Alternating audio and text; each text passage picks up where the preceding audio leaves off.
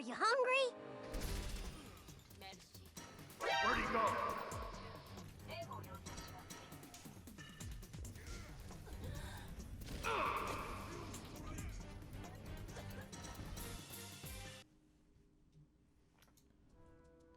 Hey YouTube, my name's Arya and I'm going to show you how to use custom lobbies.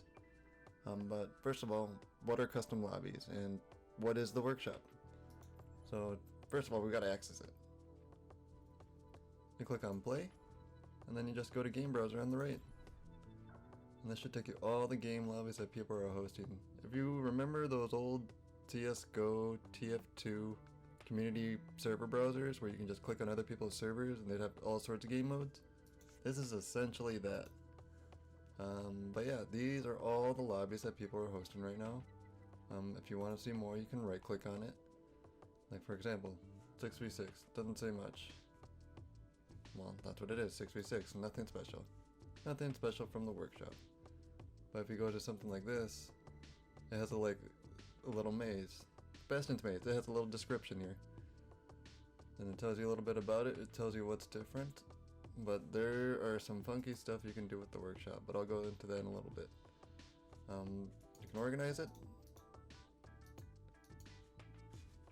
I personally like to organize it by players, amount of players there, and refill. And usually when I do these things, I look for free-for-all. And then see what's there. And then when you want to enter it, you just click enter and join. But let's say there's one that's full and you want to, still play it. But you can actually start your own of the exact same lobby that they have. So let's go back up to free-for-all. Let's just say this was full for some reason. You could save the settings for this exact arena and then host your own. And then more people will join yours because they'll be the same boat. They'll just scroll all the way down and see, oh, this one needs more people. And then it'll take a little bit of time, but people will join. It takes like a good 5 to 10 minutes. But I'm just going to show you guys quick. So you click save. Has the same name as they had.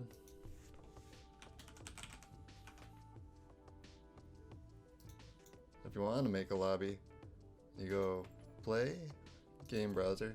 So you're back here. That's how you start it every time. You go play, game browser. Except this time, we want to go to create. Then here we are, settings. So remember that game preset we saved for the Widow headshot lobby? Well, it's going to be saved right up here, along with all the other ones I have saved. These were the two I used in the last video. But, applying this preset will overwrite your settings, yep. And as you can see here, I didn't have to change anything else. It has it all pre-changed. Now, if I was going to host a live, I'd put it to everyone, and then I'd probably change the name here. So, Nice. and if you want, you can even add AI, but it's free for all, so I just let people join, to be honest. That, and this is a Widow free for all. And all the rules are there and everything. Some people like to make their own with what's called the workshop, and I personally have not really messed with the workshop. I can try and find a guide if you want me to find one, but personally I have not put out any time for this, so this is all new to me. I'm sure there's a great guide out there, and if you find a good one, let me know. It'd be kind of interesting to watch. But yeah, if you ever want to learn how to make it, I'm sure there's a great guide out there on YouTube. But yeah, that's pretty much all there is to custom lobbies, and in a little bit I'm going to show you a few more drills and warm-ups that I like to do personally. But before that, I'd like to talk to you guys about my account. I finally got it to 25, just in time for the real queue lock season. Just thought I'd throw this out there. This is a solo queue account. I want to show you guys that anybody can climb. Whether you're queuing with people or not queuing with people, doesn't matter. As long as you put in the time, you can climb. But with that, we got to come up with a plan for the new roll lock. So far, if you can't tell, my plan is on DPS roll. I'm gonna usually lock Widow on DPS because I want to learn Widow and get better with Widow. Nothing wrong with that. But I am going to switch it up if maybe I need a McCree if they're diving our backline too much. Or maybe we need something to just break their line and we need Doomfist. Or something like that. If I need to switch like that, I will. But most defenses, I might not play Widow. As for the tank role, I kind of want to play D.Va more. I haven't had a good chance to play D.Va. I've been to GM on Orisa and Zarya, but I might switch to them depending on map specifics, but for sure I want to focus on D.Va. Maybe Sigma and Hammy. I'm going to try and stay away from the characters I already know very well. And the support role, I'm probably just going to fill. I mean, I've been main heals, off heals, and all sorts of competitive games and scrims and official tournaments, so I don't know. Play whatever. I'm just gonna go over a few drills with you guys and then I'll go back to you guys when I start doing ranked on that other account. And pretty soon here, I think I'm gonna do a VOD review just to see exactly where I'm messing up, because if you look at your own stats, you can actually learn a lot about yourself. So my Widowmaker stats, I have 513 deaths. Where is death per 10 minutes? Now that's really high per 10 minutes. That means for every minute I'm dying like 1.25 times or something like that.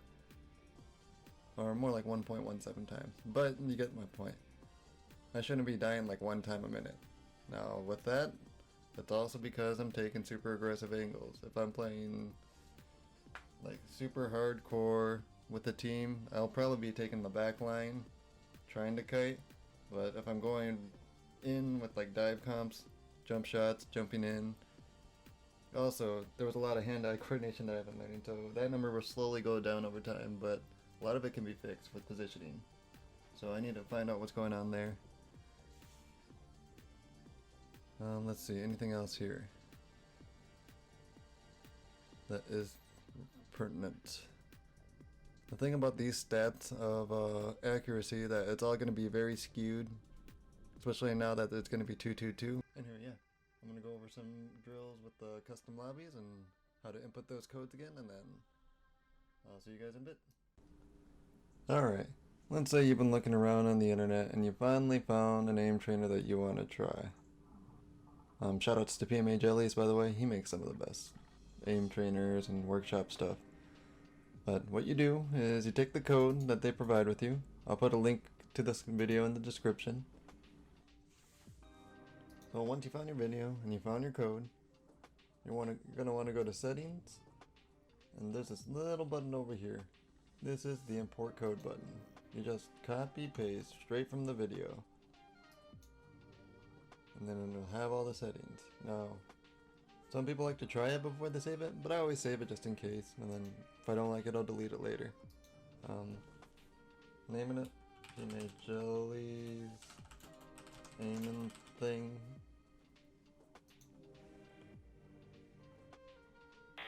And then for this one in particular, you want to add 6 Zens. But usually if you watch their video, you'll know what you have to add and the particularities of that map. There'll be guides on how to do it with every video, I'm assuming.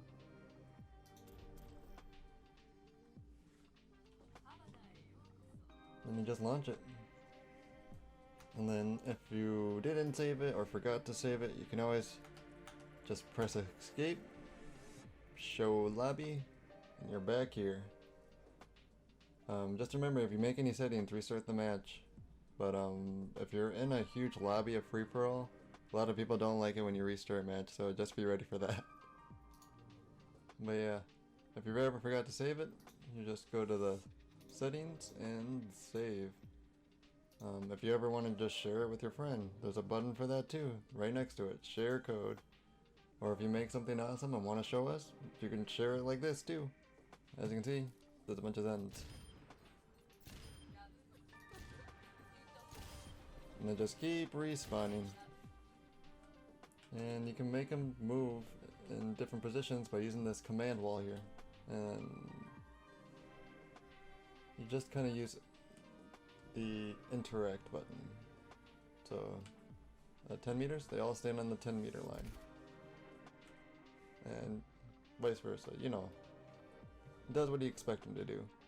These ones on here are a little bit more confusing.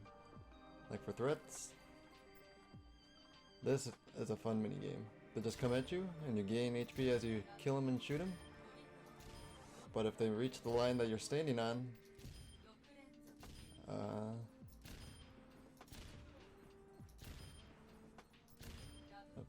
yeah, if they reach the line that you're standing on, you take damage. Like that one.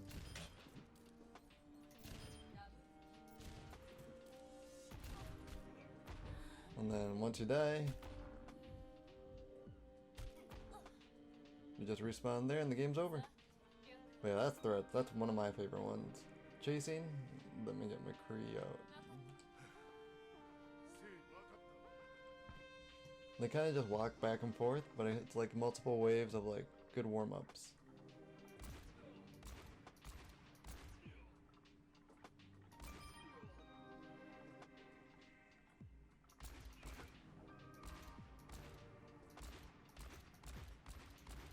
But you get the picture.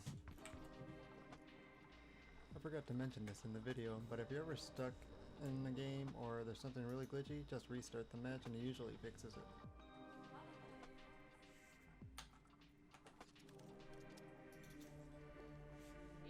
The next one is targets.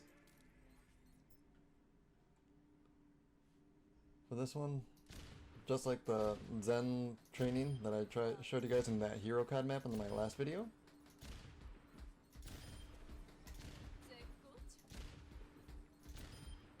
kind of just gets you used to your mouse weight and used to the wider, smaller flicks when they're far away.